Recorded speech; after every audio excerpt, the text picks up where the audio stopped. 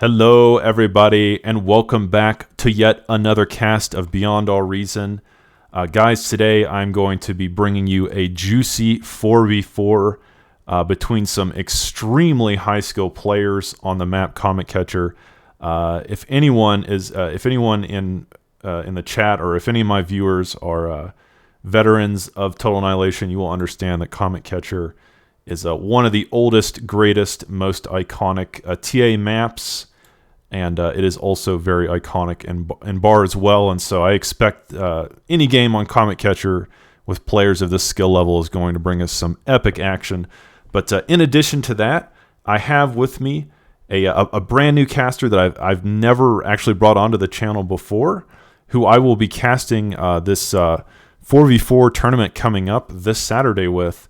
And this is Borg. Go ahead, Borg, and introduce yourself to our viewers here. Hello, hello chat, hello Wingfire, thanks for having me on.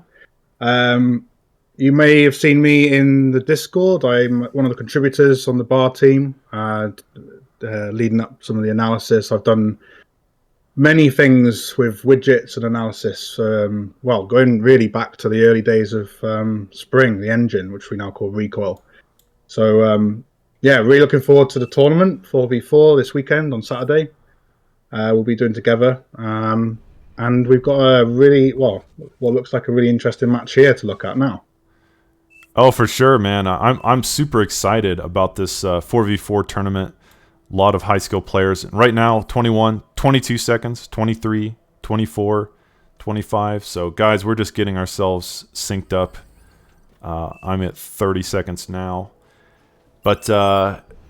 Yeah, there's a 4v4 tournament coming up here, everyone, and it's going to be awesome. We've got, how many teams is it? Do you know? Is it like 30 teams? I can't even remember how many teams we have in this. Well, we have capped it out at 20. I think we've got 18 signed up now.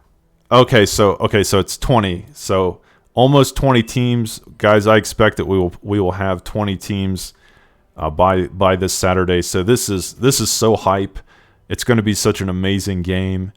And an amazing tournament. And so right now, actually, in this game, that we're sort of practicing for the tournament. And so we've got a 4v4 with some very high skill players. In fact, the highest skill players that Bar has to offer. And let me introduce the Eastern team real quick. Here in orange, we have Flash, the armed commander, and he did go K-Bot first. In yellow, we have Mighty Sheep, who is the actual winner of the 1v1 tournament we just had. I think it was last month in April. So he is currently the crowned king of Bar. He is the reigning champion. Here in red, we have Master Bell, who I've spoken about before. He is a great player, very, very underrated. And in pink, we have Jazz Cash, of course, another very well-known Bar aficionado. But Borg, go ahead and introduce our Cool Colors team on the west, if you will. Yeah, so from the southwest, we got Captain Jack Sparrow. And to his immediate north, we've got LOL Steamroller, aka LSR, in the Cyan. Oh, that's what okay, LOL. I didn't know that's what it meant. Okay, LOL Steamroller, gotcha. Yeah, he changes his name from time to time, but LSR for now. Gotcha. Ragnar, also with a special helmet for winning a past tournament. He's got the Viking helmet. Oh, okay. Very cool. Very cool. In the blue. And then Malady in green on the northwest corner. He's also got a helmet of some sort. I think they may have won the 2v2 tournament some time ago together. Okay, that's really cool. And one thing I want to say, guys, it's really important. In these 1v1 games, it just seems like everyone goes core. Maybe right now the meta is that core is stronger in 1v1. But I will say in these team games, we see a lot more ARM. And I think it's because of the ARM K-bots. The Flea is something that the Cortex does not get. The Flea, the Tick. It's the this fast scout K-bot. Core does not get anything like that. And also the warrior. What is the warrior called in Bar? Do you know the name? Is it Centurion? The Centurion, yes. Yeah. So these units are they're very strong in team games. They're good for harassing. They're good for scouting. They're good for catching out opponents that haven't defended their resourcing operations effectively enough. So, what do you think about that? What do you think about arm versus core in these team games? Which one do you prefer? I mean, you could talk for a long time about that. I guess that's true. These teams, they really want to maximize their options. So they want a mix of Armada and Cortex. The fleas or the ticks, as you mentioned, are very effective and give you immediate harassing capability. But core do have the vehicle equivalent that they've been running around, as you can see already, with. They are slightly better in terms of their damage and visual range, but not quite as annoying as ticks. And the other factor is that when you have those harassing scout units available, it just gives you so much more knowledge, and that's what they constantly want to do, is keep probing the enemy to see where they are. Something you might not see with the lower level players, but with these certainly will. No, I think that's right. I mean, knowledge is definitely half the battle. Scouting is so important in bar, and you have to know what the enemy team is doing. And right now we see that both teams are fortifying the middle. This is completely normal. In these big team games, you will see them throw their commanders, almost hurtling their commanders towards the center of the map. Oh, we've got an interesting Master Bell in red now, pushing 2 laser towers against Ragnar in the middle. He was lucky there, and maybe he knew ahead of time that Ragnar was low on energy. Those laser towers were not firing full speed. Okay, yeah, well, that's... If they were, he may have lost his commander there. Yeah, Master Bell getting really, really low. And, but yeah, guys, as I was saying here early on, both sides, both teams will attempt to take control of the center of the map. And God, Master Bell is playing with fire here, as he is like at 15%, 20% HP. So he could go down any minute. But now we see LSR bringing some rocket K-bots to the front line. And of course, these are very effective against the light laser tower spam, as they do outrange them. Right now, which side would you say has the advantage? Well, in terms of territory, the aggression from the hot colour team on the east is paying off. Although, if you look south, Flash is looking very vulnerable again. So it looks like the hot team is more aggressive, as their colours might suggest. As we've talked about before, it should pay off in the long term, as long as they can hold on to that territory and not lose metal wrecks or even their commanders wrecked to the enemy team. That would be devastating. Yeah. Master Bell being somewhat aggressive with these pawns here in the crater, but deciding perhaps to pull back as Green is building some Dragon's Teeth walls. Interesting, Dragon's Teeth, one of the few things that hasn't been renamed in Bar, and I don't know why. But yeah, Dragon's Teeth, the fortification walls, and Green trying to use those. And it does look like Master Bell will lose all those pawns without really getting too much accomplished, which is a little strange because now he is very vulnerable. He doesn't have much of anything left except for a couple rocket K-bots. He's striving for some raiding of the eco at the background. Didn't quite make it, but they've got to keep up that pressure just so the enemy team don't sit back and sit on their defenses. Yeah, they want to make sure that they're really spreading them as thin as possible. Yeah, and Ragnar throwing up some beamers. Man, action happening in the middle as well. LSR perhaps in a little trouble. Of course, he has built a Warden, the heavy laser tower here, but it may go down. Go ahead. Losing it, yeah. It's that is one of those very vulnerable heavy laser towers. Effective when you get it up, but it's always a target for the enemy, especially if it hasn't got any supporting light laser towers. Right. Very effective against commanders. It's actually has bonus damage against commanders, which is not something that most people know about. Yeah, the laser towers do have... All laser towers, I think, have bonus damage against commanders. And that's just so commanders can't walk up and degun them. At least not easily. It takes a lot, but Ragna using these Janus pretty well here, and those are pretty decent against clumps of units, especially if they can use their range to kind of fire and then back off. But absolutely.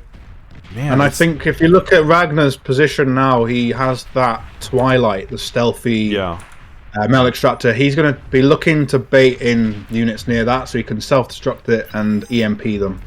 Now, something we see quite often. Here in the south, purple is moving through with some flashes, blitz. And these will probably get something done, as he seems to have found the chink in the armor of Mighty Sheep. Mighty Sheep not covering that area too well. And now he will lose some of his eco to this flash rush, and I don't know, do you think he can stop this? I think he's going to stop it, but the damage done could be quite severe, especially if he gets the nano turret and the constructors. He's still raiding, the laser tower going down, it looks like. This is very annoying. Very annoying for Mighty Sheep. No one ever wants to be in this situation. No. And all the while he's reacting to that, he can't be looking at his front line. Yeah. And LSR could have taken advantage and pushed there, potentially without any reply from Mighty Sheep. And here in the north, red and blue duking it out with these frontline trades, skirmishes, mostly between, what are they, stouts. And Ragna has to be careful. It looks like he'll be okay, but it would only take a few well-placed shots to explode his commander. Master Bell being very cheeky. Just lost a commander there. That was Master Bell. Yeah, Master Bell. And as you were saying about stouts, they're starting to outnumber Ragna's equivalent stouts. It's looking like Master Bell's almost ready. If he can just make sure that this wreckage is not reclaimed under his nose, he should be able to come in there and take a lot of that. He has got the numbers. Yeah, we're definitely in somewhat of a dire situation now, I think, for the Eastern team, as they did just lose a commander, and that is going to make it much harder to hold the front line without Master Bell's calm. But they're not out of it yet. Certainly they could hang on. And Malady being very, here in green, very aggressive with his calm, using the D-gun. These guys, these professional players, they know just about exactly what they can get away with using their commanders. They're usually very aggressive. And so, but man, it feels like the Eastern team is in a lot of trouble. Do you think there's any way that they can still win this?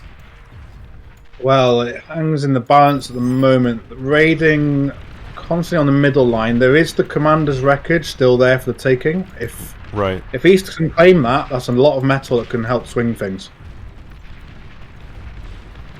Yeah, and green has to be careful. Pink is moving through here. But again, someone in the green said they're going T2, so green had this impression that the Eastern team is going T2, and I don't see that they are. I think he was wrong about that. I don't see anyone on T2 right now. It is still a T1 game. Yeah, they're probably looking at the activity that they can see. Obviously, we have the benefit of seeing the whole map. Yeah, perhaps they think that one of the players is not really on the front line, and then therefore is likely to go T2. That's why the information is key. We might see, maybe not in this game, but I would bet money on it that we'd see air scouts to help try and ascertain whether a team is going T2. Because that transition time is so vulnerable for the player. Oh, we have got T2 now in northeast, Jazz Cash in pink. Oh, yeah, he's building it. So, but he's got to be careful because green is moving through. And, again, without Master Bell's commander to protect him, he's going to be so much more vulnerable, getting targeted now by multiple players on the Western team. Yeah, there's a lot of leaking now on that mass of stout tanks from Ragnar is looking very dangerous. Whilst Ragnar is reclaiming the comm wreckage from Master Bell. Yeah, and that's worth a lot of metal. So, man, right now Pink looking like he's in serious trouble. He was trying to get to T2, and will make it, but probably too little, too late, as the Western team has just broken through Ragnar with a huge number of stouts here. And Ragnar really known for his macro. Ragnar has a reputation for this kind of massive ability to create an advantage over his opponents and just crush you with either. Absolutely. Yeah, he's a really good player. Yeah, he knows the game well. Yeah. And he knows how to kite units. Like he was using the stout tanks in the front and kiting back and forth, while the Januses were picking off units from range with their dual missiles, which are very effective. Very slow rate of fire, but when they hit, they really hit. Yeah, and Ragnar still breaking through, and it seems like most of the Eastern team has already left. The only player left is Master Bell, and he may. Master Bell fancies his chances, although there's two comms. His comm at the bottom now, south, with Captain Jack Sparrow in tow. Yeah. Is he going to get him? And I think that's it. Yeah, I think that was a pretty good game. I certainly, it was pretty close for a while there, but I think Master Bell losing his comm was kind of the beginning of the end for the Eastern team, as they just couldn't defend as easily. Guys, losing a comm in these big team games is huge. It doesn't necessarily mean it's over, but the place that Master Bell lost it was actually like almost on the enemy side of the map, right? I mean, if you're going to lose your comm, you don't want to donate it to the enemy and give them 2,000 more metal. And your comm is just such an important tool that you need to use to defend yourself and defend your base and your front line. So we can see there. I think that's a big part of what happened was that Master Bell losing his comm, and then the Eastern team struggling to hold on after that. What do you think? Yeah, that was a real turning point, as you say. I think the overall macro seemed a bit better. We did see that Malady in green on the northwest was building a lot of the energy eco, whilst the rest of the players were more aggressive. So it's really sharing out some of the activity, because there is a limited amount of action and attention that each player can play. And obviously with the pros, it's a lot higher than people like myself, where I'm not as good as them. But there's the focus on not just the micro and, like I was saying, the kiting of units and maximizing damage, but also the eco game, which I think they were just ahead on. Yeah. So guys, that'll be it for this replay. Again, this is more or less a test, because we are Borg and I will be casting with Tarnished Knight this 4v4 tournament coming up this Saturday. I hope you guys are hyped about that. And man, we've got a ton of games to cast. I think we plan to be casting for 6 hours or more. There are 20 teams, or we assume there will be 20 teams in like a round robin format. I think it was. Yeah, Swiss style. Okay. But there's going to be more games than you can freaking imagine. So, it should be a lot of fun. I hope you guys are hyped for that. We're really going to be grinding them out there. So, yeah, it's going to be exciting. Thanks for joining me, Borg, and we will probably do another game after this. So, guys, stay tuned. Thanks, Wingfire.